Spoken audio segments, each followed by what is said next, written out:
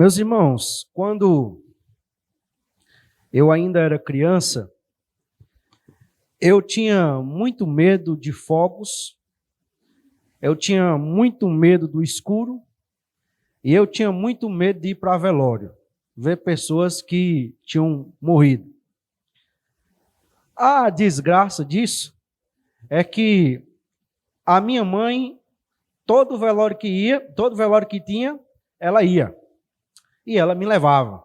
Porque eu era o menino mais novo, então eu tinha que ir para ela, para onde ela me levava. E aí, meu irmão, o desmantelo era grande, né? O desmantelo era grande. Lá em casa eu não tinha energia. Então, à noite, nós éramos uma família pobre. Então, era a luz da lamparina e querosene era caro.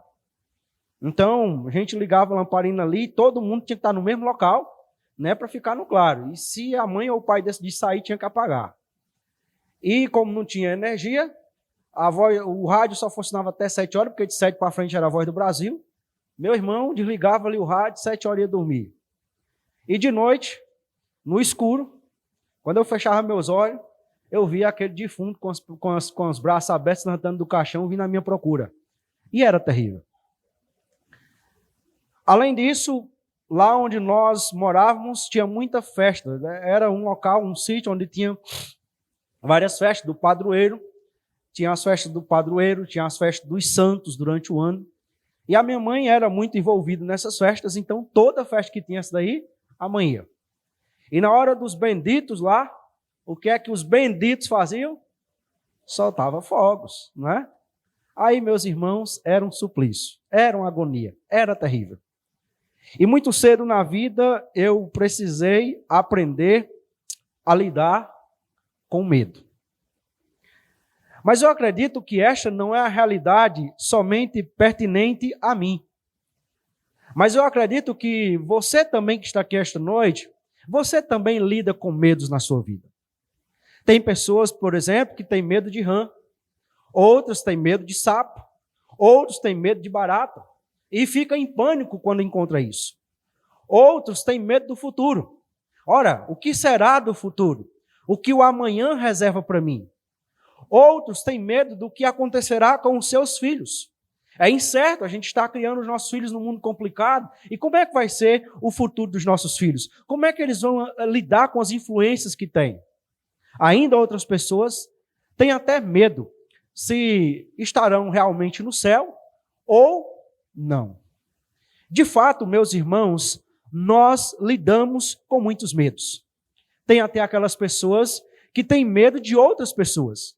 Então, a sua conduta, a sua vida, as suas ações são baseadas exatamente na opinião das outras pessoas. Olha, se as outras pessoas acharem que essa atitude minha não vai ser legal, então eu vou mudar essa atitude. Não interessa se a minha atitude é certa ou errada, mas eu vou mudar. Tem medo das pessoas. Enfim, nós vivemos num mundo onde nós lidamos com muito medo. É medo da violência, é medo de questões da saúde, é medo e outros medos mais que nos achegam e que nós temos que aprender a lidar, porque ou nós lidamos com medo, ou nós aprendemos a lidar com medo, ou então nós vamos sucumbir diante do medo. De modo que nós também precisamos reagir aos nossos medos. Mas esta realidade pessoal, que é uma realidade também vivida por muitos irmãos, é uma realidade também que não é exclusivamente nossa. Porque no passado, os discípulos de Jesus também lidaram com diversos medos. Basta nós lembrarmos, por exemplo, quando Jesus estava junto com os discípulos no mar, ou melhor, os discípulos estavam indo no mar, e então o mar começa a agitar-se, como o cântico que nós cantamos hoje, e o barco ficou quase aí a pique, e de repente Jesus vem por sobre as águas, e os discípulos começam a ficar espantados. Espantados por causa da tempestade, mas espantados agora porque achavam que era um fantasma. E Jesus chega para eles e diz, não temas. Ora, Jesus diz não temas porque eles estavam com medo. Esse medo também pode ser percebido posteriormente, quando eles também estavam atravessando o mar, e Jesus estava com eles, e então a coisa estava complicada. E eles, com medo do barco afundar, eles clamam por Jesus, Senhor, acorda, faz alguma coisa. Esse medo também pode ser perceptível quando nós chegamos no Evangelho de João, no capítulo de número 12 adiante. Quando então Jesus diz para os seus discípulos que ele vai embora.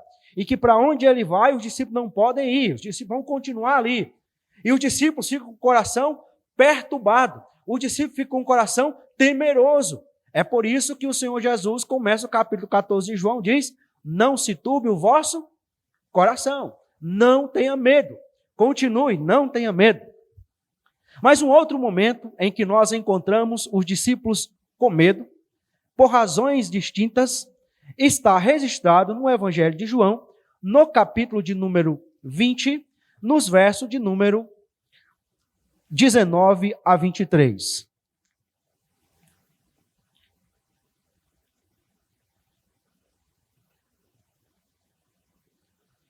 Evangelho de João, capítulo 20, verso 19 a 23, e à luz deste texto, nós veremos que a boa notícia da ressurreição deve levar os discípulos de Jesus a reagir ao medo.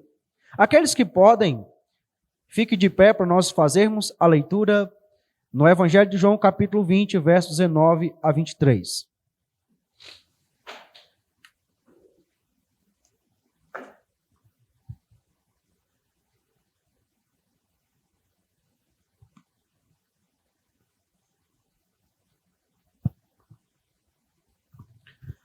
Ao cair da tarde daquele dia, o primeiro da semana, estando trancadas as portas da casa onde estavam os discípulos, com medo dos judeus, Jesus veio e se pôs no meio deles, dizendo: que a paz esteja com vocês. E dizendo isso, lhe mostrou as mãos e o lado.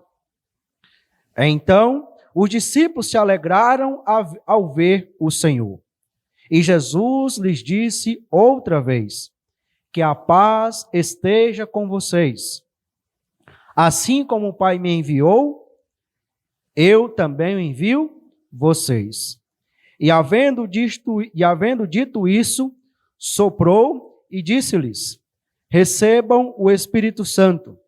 Se de alguns vocês perdoarem os pecados, são-lhes perdoados. Mas, se os retiverem, são retidos. Oremos. Ó Deus, nós queremos te agradecer por esta noite. Nós queremos te louvar, porque o Senhor é bom e a tua misericórdia dura para sempre. Nós suplicamos que o Senhor nos ajude nesse instante, ó Deus, a meditar e a considerar a tua palavra. Senhor, nós cremos que o Senhor fala conosco quando nós abrimos a tua palavra. Nós cremos que a tua palavra é poderosa para fazer muito mais do que nós pedimos ou pensamos. Nós precisamos do teu auxílio. Que o Senhor que inspirou, que deu o teu Espírito Santo, para que inspirasse os teus servos a registrar a tua palavra, também use o teu Espírito Santo nesta noite, dando disposição aos nossos corações para recebê-la com alegria. E recebendo com alegria, sejamos transformados pelo poder transformador da tua palavra. Nós oramos ao Senhor, ó Deus, porque nós cremos no Senhor. Nós oramos porque nós dependemos do Senhor. Porque nós não temos outro a quem clamar. Porque somente o Senhor é Deus. Somente o Senhor está conosco nesta noite. Somente o Senhor é um Deus vivo e real. Então, ó Deus, vem sobre nós, vem sobre o teu povo e nos abençoe mais uma vez. Em nome de Jesus, amém. Podeis sentar, irmãos.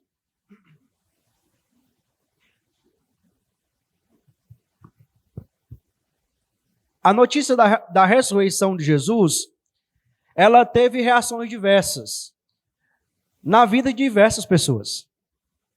Nós vimos na semana passada que a notícia da ressurreição de Jesus produziu um senso de adoração em Maria, produziu o desejo e a disposição dela compartilhar a notícia de obedecer a Jesus. Nós vimos que os mesmos discípulos, os discípulos que souberam da notícia da ressurreição, voltaram para suas casas. É como se não tivesse tido muita relevância para eles, ou pelo menos muito impacto para eles, melhor dizendo. Nós vimos que a notícia da ressurreição, ela produz essas reações, diversas em diversas pessoas. Mas uma das reações que está em destaque nesse texto que nós encontramos aqui em João, é exatamente o medo. É estranho nós vermos discípulos que foram impactados pela notícia da ressurreição, pela boa notícia da ressurreição, agora estarem lidando com medo. Mas, por outro lado, nós precisamos ser um pouco compreensivos com os discípulos de Jesus. Porque muitas vezes nós somos muito críticos com os discípulos de Jesus, quando na verdade nós não temos nem condição de desamarrar as sandálias dos pés deles. Mas você calcule que os discípulos, eles estão num turbilhão de emoção até agora, eles estão numa situação extremamente complicada, porque Jesus morreu. Além de Jesus ter morrido, eles acabam de saber que Jesus ressuscitou. Eles foram lá, viram lá as coisas que estavam dentro do túmulo, tudo bem. Mas eles não viram Jesus. Eles voltaram para casa. A notícia da ressurreição, embora seja uma boa notícia, mas não passa ainda de uma notícia para os discípulos. Uma coisa que eles naquele momento nem imaginavam, nem pensavam. Porque lembre-se que João escreve aqui, já depois de aproximadamente 50 anos, um pouco mais de 50 anos talvez, um pouco menos de 50 anos, desses acontecimentos. Quando João escreveu isso daqui, ele estava convicto de tudo que tinha acontecido. Mas quando aconteceram os fatos, eles não estavam tão convictos assim. De modo que era preciso algo mais, que era preciso haver alguma coisa a mais do que simplesmente a boa notícia, para que eles pudessem então terem os seus medos dissipados. Mas o ponto que João nos alerta, o ponto que eu quero alertar para os irmãos, é que a boa notícia da ressurreição deve levar os discípulos de Jesus a reagir ao medo. Hoje nós estamos numa situação muito mais privilegiada do que os discípulos quando isso daqui aconteceu. Porque hoje nós já sabemos que de fato o que aconteceu é real, nós cremos pelos olhos da fé e nós temos o registro aqui dado por João para nos lembrar a respeito disso. E aí, meus irmãos, nós precisamos pensar que nós precisamos reagir ao nosso medo. Mas o que é que nós temos como ferramenta dada por Deus para que nós possamos reagir aos nossos medos? Será que, à luz desse texto, nós podemos encontrar algumas ferramentas que nós podemos utilizar, nós podemos encontrar alguns ensinos que nós podemos captar, que nos ajudam a lidar com os medos? Será que essas lições que nós temos são lições reais que ajudam-nos a lidar com os nossos medos reais da vida? Ora, eu entendo que sim, e à luz desse texto eu quero destacar apenas 4 ferramentas, ou 4 lições, 3 ferramentas ou 3 lições que eu entendo podemos utilizar para que possamos reagir ao nosso medo. Primeiramente, meus irmãos, para reagir ao medo, os discípulos desfrutam da presença de Jesus. Então veja o verso de número 19 e o verso número 20. Ao cair da tarde daquele dia, o primeiro da semana, estando trancadas as portas da casa onde estavam os discípulos, com medo dos judeus, Jesus veio e se pôs no meio deles, dizendo: que a paz esteja com vocês. E dizendo isso, lhes mostrou as mãos e o lado. Então os discípulos se alegraram ao ver o Senhor. Nós encontramos aqui a presença de Jesus no meio dos discípulos. E o primeiro aspecto desta presença é que ela é sobrenatural. O texto nos diz que estão ali os discípulos com as portas trancadas. O fato de João citar as portas trancadas aponta para 2 aspectos aqui nesse texto. O primeiro é para o medo dos discípulos. Eles estão com as portas trancadas por causa do medo dos judeus. Mas é também para enfatizar o fato de que, mesmo as portas estando trancadas, Jesus aparece no meio dos discípulos. Então note que essa presença de Jesus, ela é sobrenatural. E ela vem ao encontro dos seus discípulos. Mas veja, Essa presença de Jesus acontece no primeiro dia da semana. João faz questão de enfatizar isso.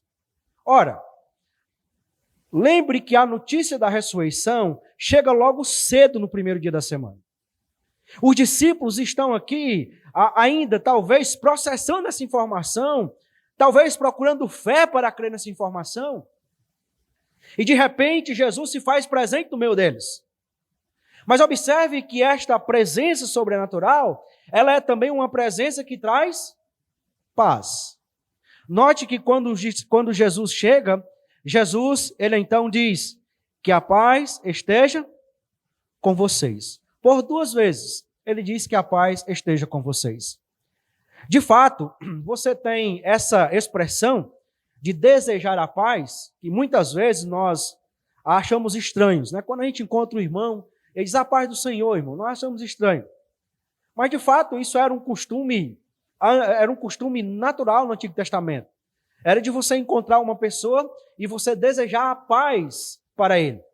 Então, de modo que na cultura judaica, isso era absolutamente comum quando você encontrava com uma pessoa. Nós usamos bom dia, como vai você?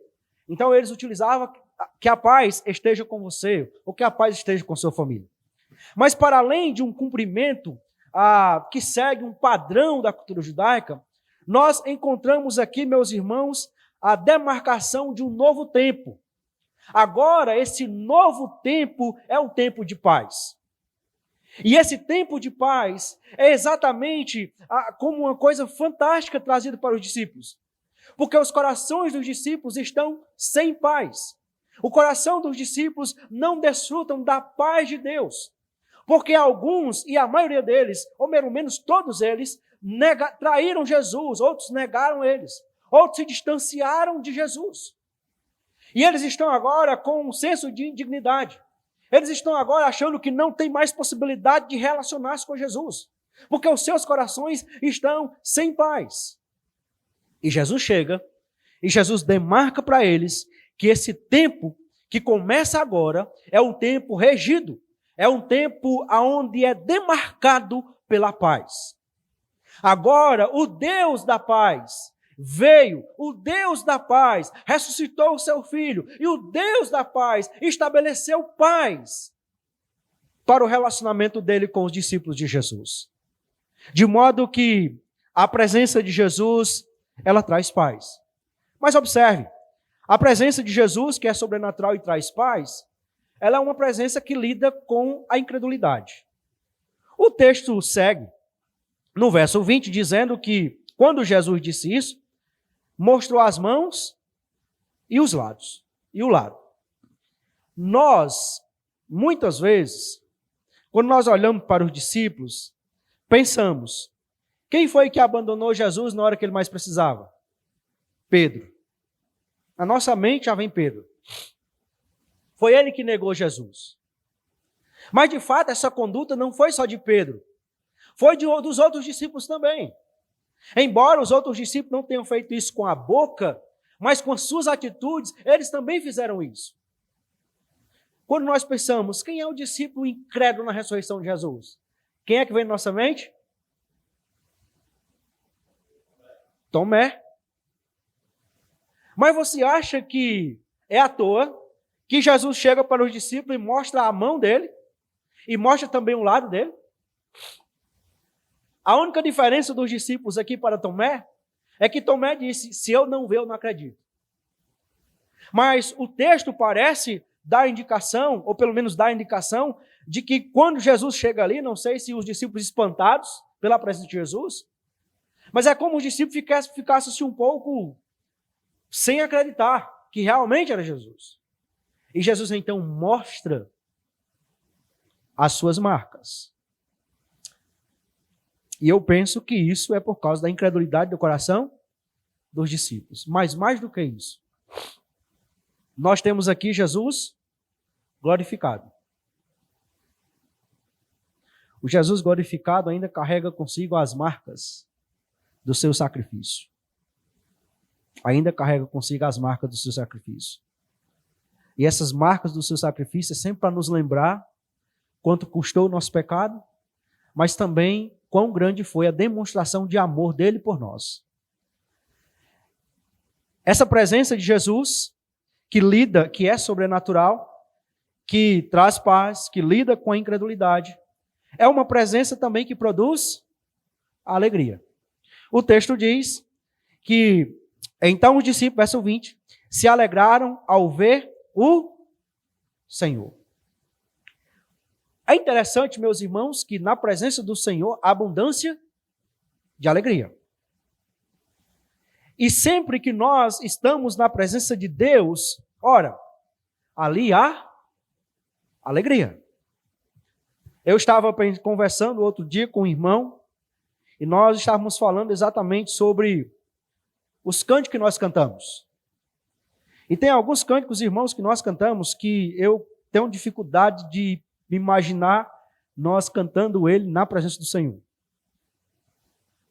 Porque às vezes são cânticos cantados assim, de forma tristonha. Mas o ponto que eu quero chamar a sua atenção é que quando nós desfrutamos da presença do Senhor, a nossa vida é alegre. É impossível que o Senhor seja presente na minha vida e a minha vida não desfrute de alegria. Enquanto as pessoas precisam de coisas, precisam de programações, precisam de objetos, precisam de projetos para terem alegria na sua vida, nós, os discípulos de Jesus, precisamos da presença de Jesus. A presença de Jesus, ela não só nos ajuda a lidar com medo, mas a presença de Jesus também produz para nós uma alegria. Uma alegria que dissipa o nosso medo. No coração dos discípulos agora, não existe mais medo, pelo menos nesse momento aqui. O coração dos discípulos não existe mais preocupações. O coração dos discípulos aqui estão felizes, estão alegres, por causa da presença do Senhor. Mas, além da presença do Senhor, para reagir ao medo, os discípulos de Jesus desfrutam da palavra de Jesus. Verso de número 19, verso número 21. Então, nós temos deseja a paz, verso número 21. E outra vez, Jesus lhes disse outra vez, que a paz esteja com vocês. Assim como o Pai me enviou, eu também envio vocês. Então nós temos aqui, meus irmãos, a palavra de Jesus como uma ferramenta para dissipar os nossos medos. Essa palavra confronta o medo dos discípulos. Porque se os discípulos estão com o coração perturbado, angustiado, temerosos, a palavra de Jesus chega e diz, olha, que a paz esteja com vocês. Agora a realidade de vocês são outra. Se apropriem da paz que eu tenho para oferecer a vocês, porque a minha paz não é como a paz que o mundo estabelece, mas é uma paz duradoura, é uma paz que permanece, é uma paz que existe mesmo em meio à confusão, mesmo em meio à guerra, mas ainda assim existe paz. Mas observe que esta palavra que confronta o medo dos discípulos, ela vem exatamente para chamar a atenção dos discípulos para a sua condição. Porque os discípulos estão com medo. O verso 19 diz isso claramente. Agora eles estão com medo por quê? O medo dos discípulos se dá primeiramente pela ausência de Jesus. Você tem uma liderança, e essa liderança agora não está mais presente. Você tem um mestre, você tem um Senhor, e esse Senhor não está mais presente. Esse Senhor morreu. E além de ter morrido, nós fomos lá e vimos. Na sepultura dele não tinha ninguém. E naquele momento, nenhum dos discípulos pensou nos textos do Antigo Testamento, nenhum dos discípulos pensou sobre as pregações de Jesus. Mas o medo tomou conta do seu coração. A ausência de Jesus produz medo. Mas os discípulos estão com medo também por causa da falta de propósito da sua vida. Olha, aonde é que os discípulos estão? Fechados numa sala, trancados. trancafiados, medrosos, sem propósito. Os discípulos estão parados. Os discípulos não estão avançando. E não estão avançando por quê? Por causa do medo. É interessante, hoje pela manhã nós vimos sobre Esdras capítulo 5. E nós vimos que o medo tem a capacidade exatamente de fazer isso, de nos paralisar. Mas observe que esses discípulos que estão sem propósito, porque eles foram chamados. Lembra de Pedro. Lembra dos irmãos de Pedro. Pedro, venha após mim e eu vos farei pescadores de homens. O que é que aconteceu? Que esses homens que foram chamados para ser pescadores de homens não estão cumprindo com o seu propósito. Porque eles perderam o propósito da sua vida. E o que é que fez eles perderem o propósito da sua vida? O medo. O medo tem a capacidade de nos fazer perder o propósito de nossas vidas. Mas veja, os discípulos estão temerosos por causa da perseguição. Eles estão com medo de se identificar com Jesus. Eles não querem chegar lá, diz o texto, que eles estão com medo por causa dos judeus. Eles não querem chegar lá fora e dizer, nós somos os discípulos de Jesus. E qual é o medo dos discípulos aqui? Ora, o que é que eles fizeram com o nosso mestre? Crucificaram e mataram. O que é que eles vão fazer conosco? Vão nos matar também. Vão nos matar também. Então, o medo deles, olha, nós não vamos nos identificar com Jesus publicamente, porque se nós nos identificarmos com Jesus publicamente, nós vamos morrer também, vamos ter o mesmo destino do mestre. Nós temos discípulos que são medrosos, covardes aqui. Discípulos que estão evitando se associar com Jesus com medo das consequências para isso. Mas observe, os discípulos estão temerosos também por causa da difamação. Tem um grupo, que é os judeus, que sempre estão em oposição à obra de Cristo aqui, e esses judeus, capitaneados exatamente pelo Sinédrio, eles começam a difamar, então, os discípulos de Jesus. E de acordo com os evangelhos sinópticos, qual é a difamação que eles utilizam? Ora, os discípulos de Jesus foram de madrugada no túmulo, roubaram o corpo de Jesus para dizer que ele ressuscitou. E os discípulos estão com medo dessa difamação que tem se espalhado e que tem contribuído, que tem sido forjada num acordo entre o Sinédrio e Roma. E os discípulos estão com medo de lidar com essa mentira que está sendo criada para difamar os discípulos de Jesus. Mas veja, os discípulos estão com medo também por causa da avaliação das pessoas. Qual será a opinião das pessoas em relação a nós? Veja que o medo das pessoas não é uma coisa de agora. É uma coisa que já vem de longe. Como é que nós vamos agir com eles? O que é que eles vão dizer a respeito de nós? Qual é a opinião das pessoas sobre nós? E observe que é a opinião das pessoas sobre os discípulos que estão conduzindo eles a agir da forma que eles estão agindo nesse momento aqui. Quando o Senhor, então, chega e confronta, então, o medo dos seus discípulos, os discípulos são levados a repensar sobre tudo isso e a mudar a sua conduta. Mas a palavra de Jesus, que confronta o medo, é a palavra também que confronta a incredulidade. Os discípulos estão ali, Jesus chegou, Jesus falou com eles, mas diferentemente de Maria, quando Jesus falou com ela, os discípulos estão ainda um pouco receosos. E Jesus diz, está aqui as minhas marcas. Olhem, vejam, sou eu que estive morto, eu que ressuscitei. Vejam aqui. A palavra de Jesus, ela confronta a nossa incredulidade. Mas essa palavra que confronta o medo, essa palavra que confronta a nossa incredulidade, é também uma palavra que aponta para a nossa missão. Veja, o Senhor Jesus diz, assim como o Pai me enviou, eu também envio vocês.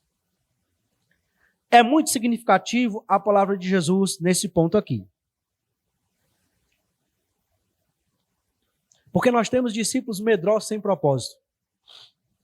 E o que é que Jesus faz para mudar essa realidade?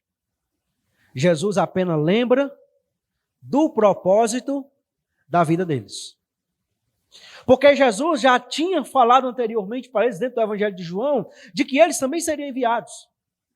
Nos Evangelhos sinópticos, nós já encontramos diversas vezes Jesus falando, ora, vocês são aqueles que vão dar continuidade à obra, vocês serão enviados. Jesus chegou até a enviar 70 de 2 em 2. Eles foram chamados com um propósito, com um objetivo. Eles foram chamados para uma missão.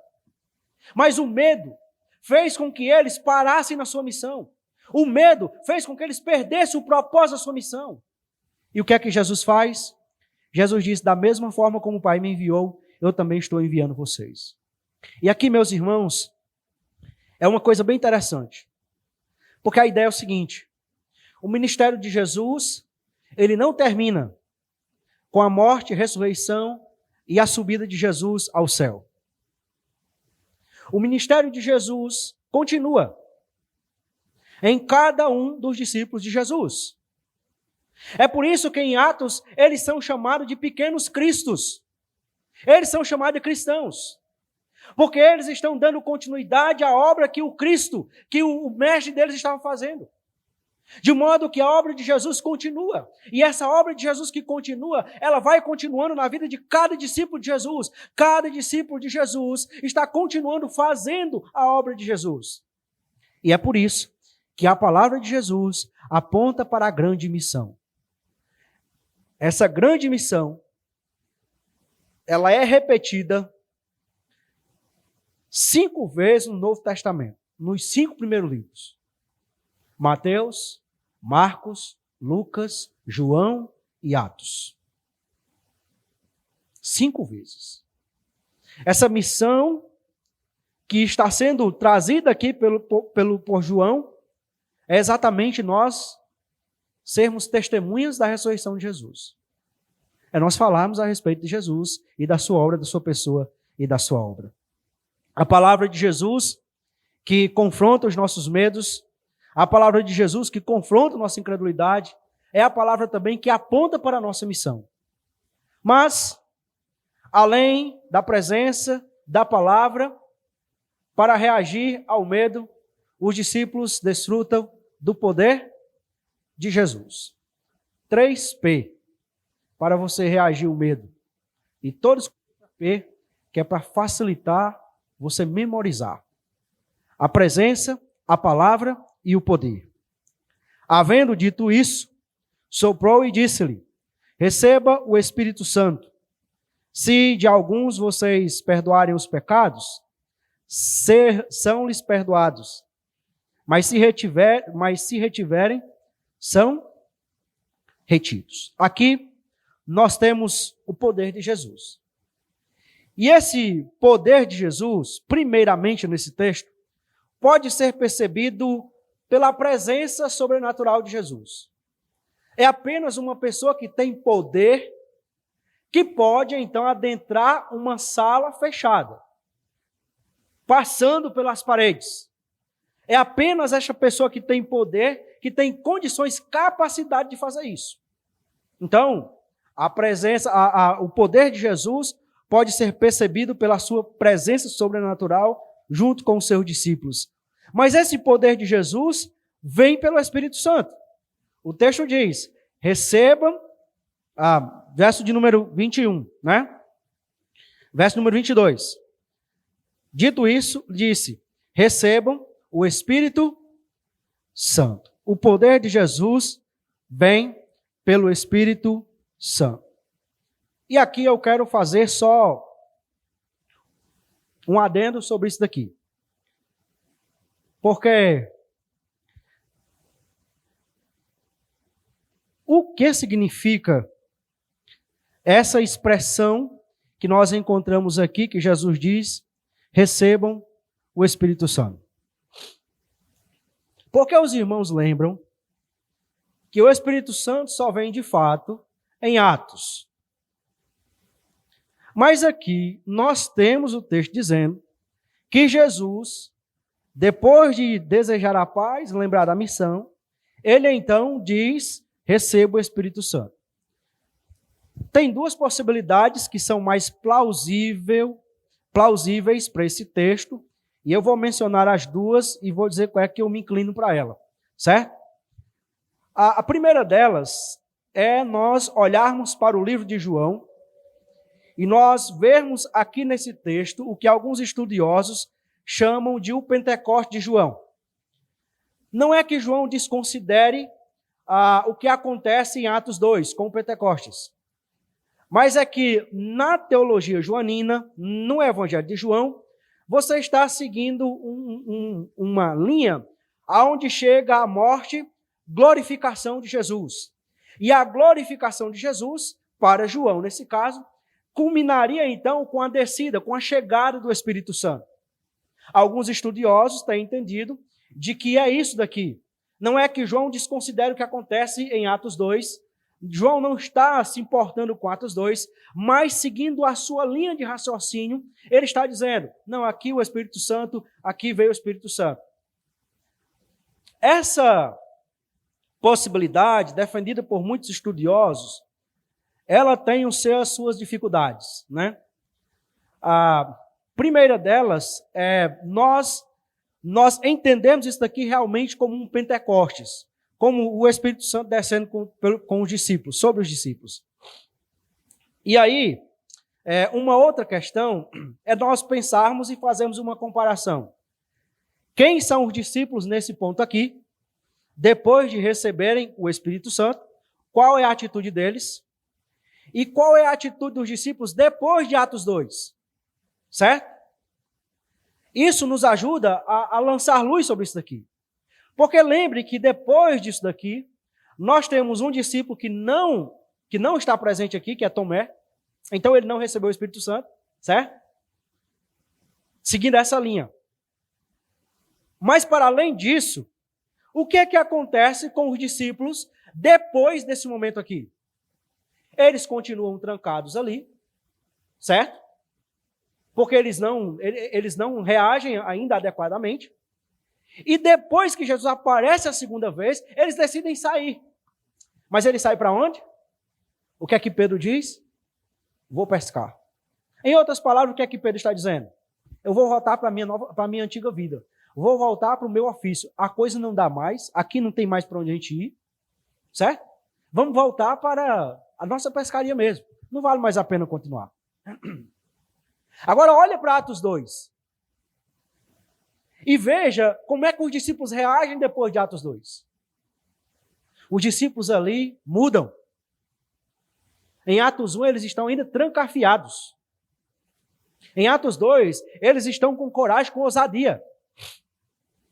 Em Atos 2 eles estão dispostos a oferecer a sua vida. E eles até oferecem a sua vida por causa da obra de Cristo.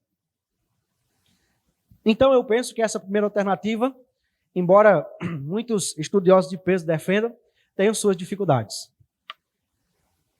D.A. Carson, ele lança uma segunda alternativa para isso daqui, e eu penso que seja mais plausível. Ele entende que aqui nós temos uma espécie de promessa de Jesus, que vai se cumprir em Atos 2. E a razão que ele dá para isto é exatamente o fato do comportamento dos discípulos, mas também uma razão textual.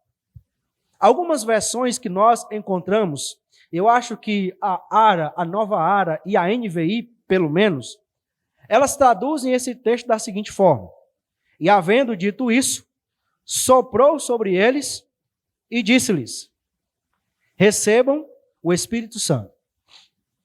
Aqui nós temos uma formação na língua grega que alguns intérpretes têm entendido que essa expressão soprou sobre ele deve estar aqui presente. No caso de D. Carson e outros estudiosos mais, entendem que essa interpretação é equivocada. De fato, a melhor tradução seria: havendo dito isso, disse-lhes: recebam o Espírito Santo. E essa ação de receber iria então se concretizar só em Atos capítulo 2. O que para mim, à luz da teologia joanina e à luz da teologia de Lucas em Atos, faz sentido. Nós enxergarmos esse texto aqui apenas como uma promessa de Jesus ou por uma reafirmação da promessa que já foi feita no capítulo 14 e 16. E aí nós entramos para uma briga de versões e o negócio pega fogo, certo? Mas eu entendo que essa seja a opção mais plausível para nós aqui. O ponto que eu quero chamar a sua atenção é na atitude dos discípulos. Eles precisam, então, receber esse poder. Eles, nesse momento aqui, eles são partes ativas no recebimento. Recebam o Espírito Santo. É interessante porque essa ideia de ser parte ativa acontece aqui. O Espírito Santo vem sobre eles, precisam receber. Mas a ideia também, ela surge novamente em Paulo em Éfeso, quando ele diz que nós enchei-vos do Espírito Santo. Né? Vocês devem ser enchidos, mas devem também deixar ser cheios.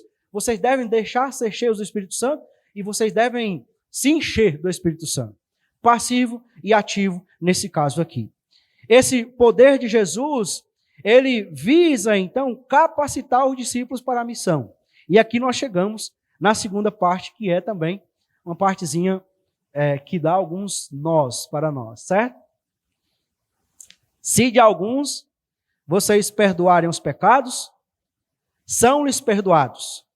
Mas se os retiverem, são retidos. Bom, quando nós lemos esse texto aqui, nós podemos ser lançados para dois lados aqui, certo? O primeiro, nós sermos lançados para Mateus capítulo 18. E de imediato nós pensarmos, aqui está falando sobre a autoridade que Jesus concede à igreja. Em Mateus capítulo 18, nós temos a igreja como autoridade. Se a igreja, então, ela considera uma pessoa como gentil e publicano, está considerado. E, além disso, é reafirmado isso aqui em Mateus 18, muito semelhante o texto. Muito embora a formação do texto em Mateus 18 é diferente dessa daqui. Mas, para além disso, você tem uma outra questão aqui. Esse é um dos textos que é utilizado, por exemplo, pela Igreja Católica Apostólica Romana para fundamentar a confissão auricular. Então, é por isso que a Igreja Católica tem um sacerdote que está na linha de sucessão de Pedro, certo? Está na linha de sucessão de Pedro. E esse sacerdote, ele pode ouvir a confissão e ele pode perdoar ou não o seu pecado, certo? Agora, não nos parece que o texto está dizendo isso. O texto não está dando base para você fazer uma confissão auricular. E para mim também o texto não está remetendo a Mateus capítulo 18. Quando nós olhamos para o contexto onde esse texto está inserido, nós percebemos que esse contexto fala sobre a missão dos discípulos. E qual era a missão dos discípulos? Ora, era testemunhar a respeito de Jesus. Era proclamar a palavra de Jesus. E o efeito da palavra de Jesus era, ou a palavra de Jesus alcança e perdoa o pecado do pecador, ou a palavra de Jesus não perdoa o pecado do pecador. Então, se essa é de fato a ideia do texto, como eu entendo que seja, nós não temos base nem para voltar para Mateus 18, nem para pensar numa confissão auricular. Mas nós pensarmos, ora, o que Jesus está fazendo aqui é dizendo, a missão de vocês envolve isso daqui. Envolve a proclamação da palavra. Assim como eu fui enviado para proclamar, para revelar o Pai, vocês estão sendo enviados para revelar a minha pessoa. E essa ação de vocês proclamar, de revelar a minha pessoa, ela vai trazer, então, perdão, salvação, e ela vai trazer condenação e endurecimento. Então, me parece que essa é a ideia aqui, certo? E assim, nós percebemos que esse poder que visa capacitar os discípulos para a missão é um poder também que tem esse propósito específico, para que eles tenham condições de cumprir a missão que Jesus está estabelecendo para eles. Então, nós precisamos reagir ao medo.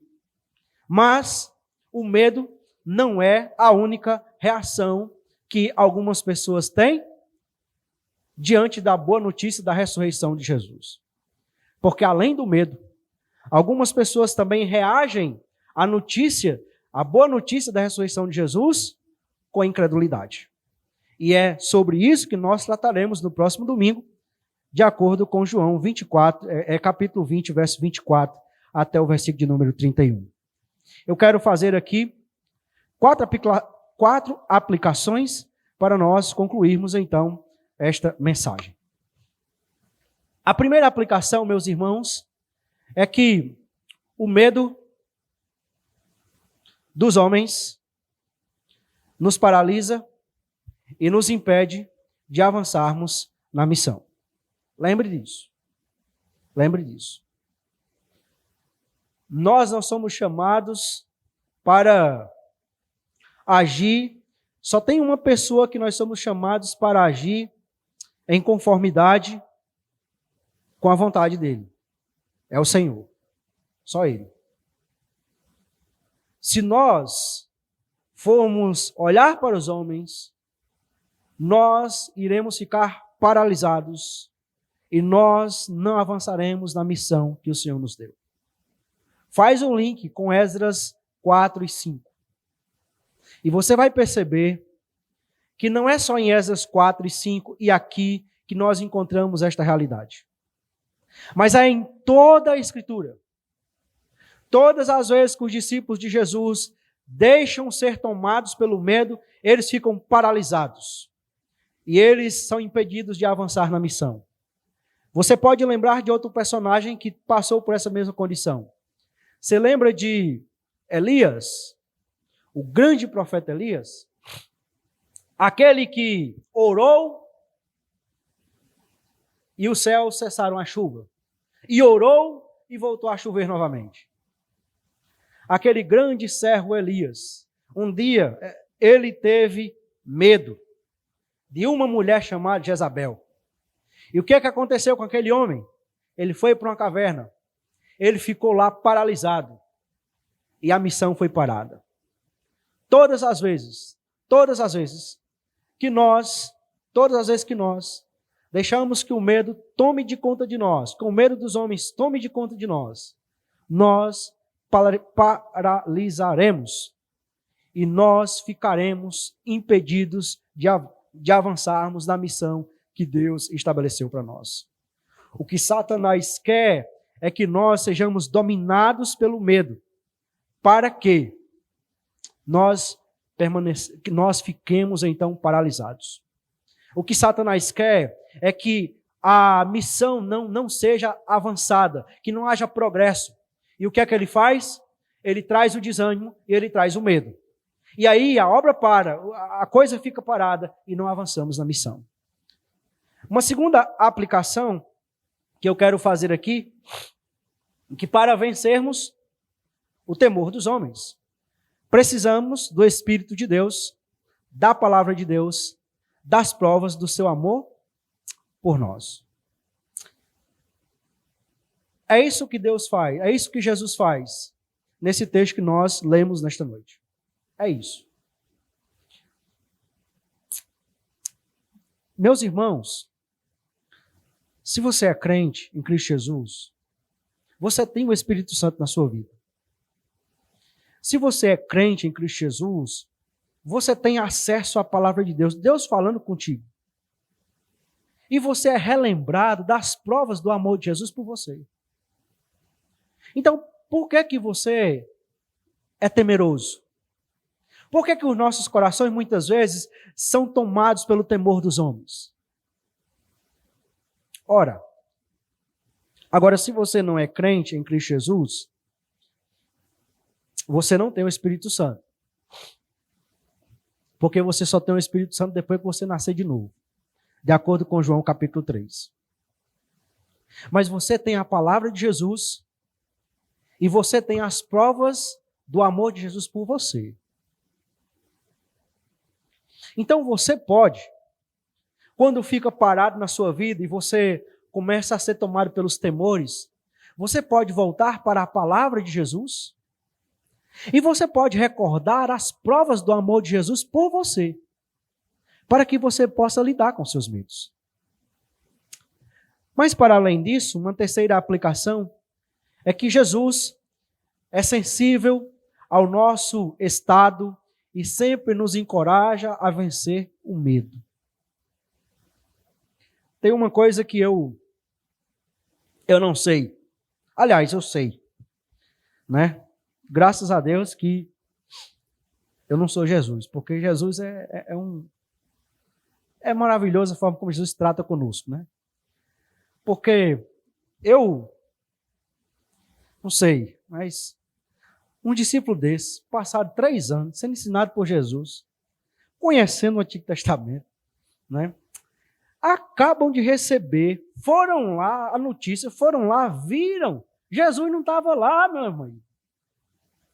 E agora estão aqui tudo com medo. Essa não era a reação que eles deveriam ter. Mas Jesus é sensível ao nosso estado. Jesus é sensível aos nossos medos. E nos encoraja a vencer o medo. Agora, como é que Jesus nos encoraja? Com a presença, com a palavra e com o seu poder. Mais do que isso. Como é que Jesus nos encoraja a vencer os nossos medos? Nos lembrando do nosso propósito. Lembrando da missão que nós recebemos. Irmãos, isso é fantástico. Quando o medo chega, o que é que Jesus faz conosco? Jesus mostra para nós, olha, ainda tem uma obra para ser feita. Continue fazendo. Interessante porque nós encontramos isso em Elias. Elias está lá temeroso. O Senhor chega para Elias, o que é que ele diz? Elias, levante, porque você ainda precisa ungir Jeú, você ainda precisa fazer isso, você ainda precisa fazer... Outras palavras, Elias, se levante porque o seu ministério ainda continua. Então vá em frente. Você ainda tem uma obra para fazer. Isso acontece novamente em Esdras, quando ali as pessoas temerosas pela oposição, elas são lembradas do propósito pelo qual elas estão ali. Qual é o propósito? Construir, investir na obra do Senhor. A missão era aquele dali.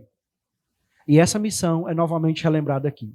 Assim como o Pai me enviou, também enviou vocês. E para fazer esta missão, para realizar essa missão, vocês desfrutam da minha presença, vocês desfrutam da minha palavra e vocês desfrutam do meu poder. Então, segue à frente. Jesus nos encoraja com isso. Nós, muitas vezes, queremos e achamos legal os encorajamentos dos coaches da vida aí. Dos encorajamentos, aquelas pessoas que trabalham com as motivações e vem aquelas mensagens motivacionais, humanistas, antropocêntricas. E tem muitas pessoas bebendo disso daí, muitos crentes bebendo disso daí. E se esquece que isso não leva você para canto nenhum. O que vai fazer com que nós vençamos o medo é nós olharmos para Jesus, desfrutarmos da sua presença, é nós desfrutarmos da sua palavra, do seu poder em nossas vidas. Agora nós precisamos buscar a presença de Jesus. Nós precisamos mergulhar na palavra de Jesus. Nós precisamos buscar o poder de Jesus e receber esse poder de Jesus. Se nós ficarmos à toa, se nós negligenciamos o estudo da palavra de Deus, como é que nós queremos vencer os medos de nossas vidas? Se nós não nos apropriamos dessa palavra, se nós não nos apropriamos desse poder, se nós muitas vezes não cremos nessa presença de Jesus, como é que nós vamos vencer? Nós não venceremos. Nós não venceremos. Porque o inimigo muitas vezes aparenta-se ser maior do que nós. Porque muitas vezes as lutas são maiores do que nós. Os temores são maiores do que nós. E como é que nós vamos vencer isso? Ora, nós só podemos vencer quando nós, crendo que Jesus é sensível aos nossos medos, quando nós nos voltamos para Jesus. E quando nós desfrutamos da sua palavra, do seu poder, da sua presença, para que nós possamos cumprir a missão pela qual Ele nos chamou e a qual Ele nos preparou para nós. Finalizando, uma última aplicação, que eu pensei também ser o esboço desse devocional, dessa pregação. O Cristo ressurreto confronta o medo, comissiona e compartilha do seu poder. Lembre disso. Se você é crente em Cristo Jesus, você tem uma experiência com Jesus ressurreto, então você tem a capacidade suficiente para reagir e vencer os medos que estão invadindo o seu coração. você tem uma missão. Deus te deu uma missão para a sua vida. Você não está nesse mundo à toa. Você não está nesse mundo sem propósito. Você tem um alvo. Você tem uma missão para ser feita. E você tem o poder de Jesus. Meus irmãos, isso é fantástico. Nós, por questões diversas, por muito tempo, negligenciamos o estudo da pessoa e a obra do Espírito Santo. Mas leia o Evangelho de Lucas. Leia Atos. E você vai perceber que quem atua nas demonstrações do poder que nós temos na pessoa de Jesus é a pessoa do Espírito Santo. Esse Espírito Santo que atuava na vida e no ministério de Jesus, ele foi doado para a sua vida e para a minha vida. Esse poder que operou eficazmente no ministério de Jesus, também está operando eficazmente na minha vida e na sua vida.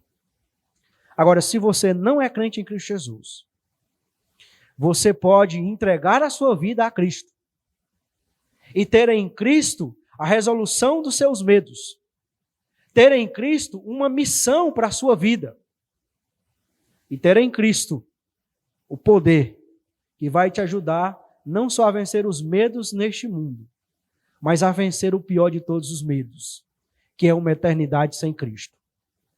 Que Deus nos abençoe e nos ajude a vencermos os medos, utilizando as ferramentas que o Senhor Jesus nos concede, para que assim nós possamos seguir firmes e atuantes na missão que Ele estabeleceu para nós. Vamos orar.